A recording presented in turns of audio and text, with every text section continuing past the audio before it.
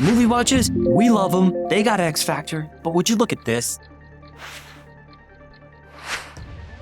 Good God, it looked like I was wearing a dinner plate. And I got a really big, large man's wrist. What, no comment? I mean, whatever you say. Hamilton is a different breed. They listen to the people. In fact, the only reason why the Murph exists in the first place is because we were asking for it. So, have they done enough? Let's find out.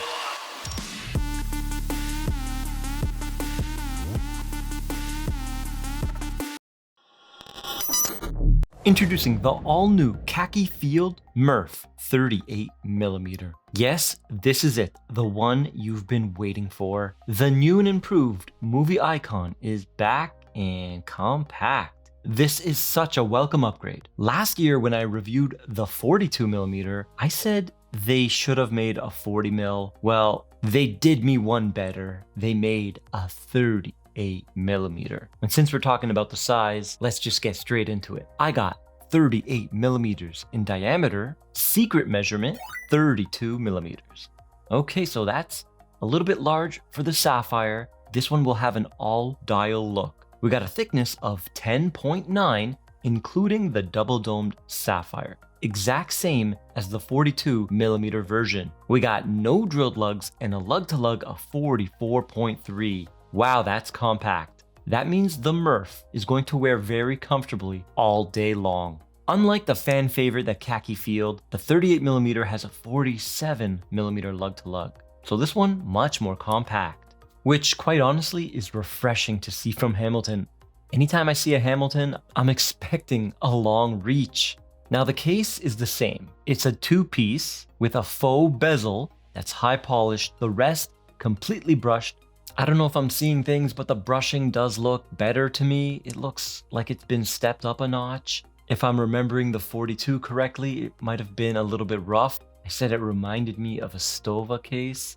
The coin edge grip crown is push-pull non-screw down, and it comes in at 6.2mm, giving the Murph 100 meters of water resistance. And this crown has that vintage, stylized Hamilton H. The 42mm had a flat, basic H, so that's a nice touch. Now that double-domed Sapphire, a huge, huge negative in the 42mm version.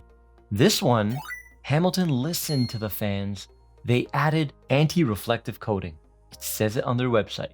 Yes, anti-reflective coating. So that's a good thing, but they didn't do enough. In my previous video, I said they need 10 layers, and I'm gonna stand by that.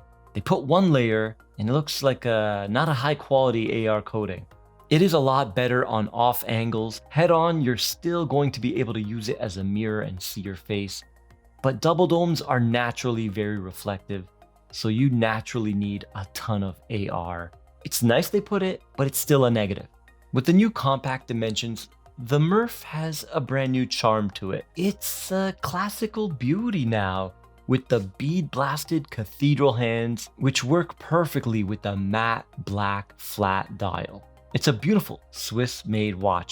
We have a printed chapter ring with numerals at the hour markers like 5, 10, 15, 20. Also, printed hour markers 1 to 12. And just like the cathedral handset, everything is in that coffee cream color. Now the second hand is a big disappointment for me. This watch is called the Murph. It's on the website. Hamilton knows it. But the second hand lost the Morse code Easter egg that spelled out the word Eureka, which if you're a fan of the movie, you would want that. And if you're a fan of the movie, you'd like this watch. So I don't see why they disconnected it that way. Did they want to save a couple pennies on production? It's disappointing for me. We still have a display sapphire caseback where you can see that Swiss H10 movement, and you have the stylized H on the balance bridge. Very nice touch. So it's not like the good old days ETA 2824s where you can just take a screw and adjust the rate yourself. I made a video about that on the channel. Check that out after this one. The strap is similar but different. It comes in at 20mm and it tapers down to 18. That weird vein in the middle is gone now, but it just has regular padding on the upper section of the strap. Hamilton usually has great leather. This one is not bad. I'm not into that glossy look. I think with this beautiful matte black dial, you definitely need a matte leather raw look. We got one movable keeper, one stationary, and Hamilton engraved on the buckle. Now something you guys are going to be happy about, the price. 895 USD.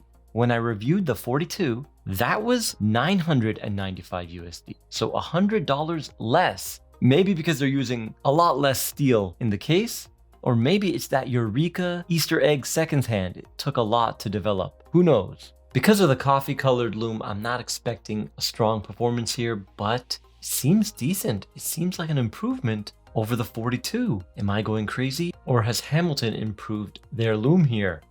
Much more powerful on the hands than the hour markers, and it is legible, so I guess decent loom.